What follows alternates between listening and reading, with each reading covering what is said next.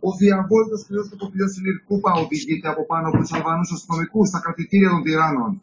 Ο 27χρονος εκλιπαρεί τους αστυνομικούς την ώρα που του βάζουν χειροπέδες να μην εκδοθεί στην Ελλάδα. Σας παρακαλώ, κάντε ό,τι θέλετε μαζί μου, μόνο μην με στείλετε πίσω στην Ελλάδα.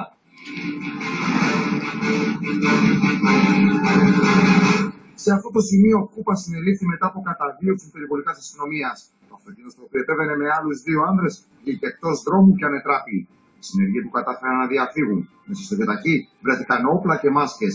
Η αστυνομία δεν αποκλείει ο Κούπα με τους συνεργούς του να συμμετείχαν και σε άλλες ληστείες στην Αθήνα, μεταμφιεσμένοι ως γιατροί.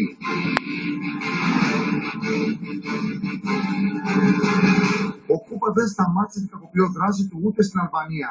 Ο ίδιος μάλιστα στην προσπάθειά του να μην εκδοθεί στη χώρα μας, ομολόγησε ότι συμμετείχε σε ενόπλη ληστεία κεντρικού κοσμοπολίου των τυράννων.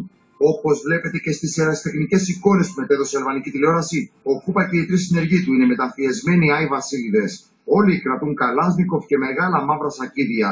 Μόλις αρπάζουν τα αποσπάσματα, βγαίνουν τρέχοντας στους διαδρόμους του εμπορικού κέντρου με τα αυτόματα όπλα στα χέρια ανάμεσα σε ανυποψίαστους πελάτες.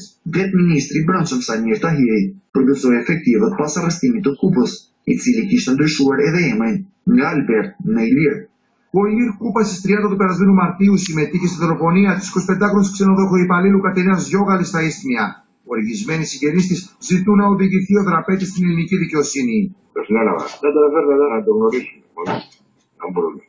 Τι να του πω. Δεν είσαι για την κοινωνία να ζήσει, τελείωσε. Ο Αλβανός βαρυπινίτης κατηγορείται για τη δολοφονία του 37χρονου υπαρχιφύλακα Γιώργου Ανδριτσόπουλου σε μπλόκο της αστυνομίας στο δίστομο Βιωτίας. Οι αλβανικές αρχές έχουν επικηρύξει με 10.000 ευρώ έναν ακόμη τραπέζι των φυλακών Τρικάλων που έχει καταφύγει στο Φιέρι. Στη γειτονική χώρα θα μεταβεί κλιμάκιο Ελλήνων αστυνομικών για να πληροφορηθούν τα πάντα για την απόδραση και την δράση της συμμορίας των τραπετών, αρχηγός της οποίας ήταν ο Μαριάν Κόλλα.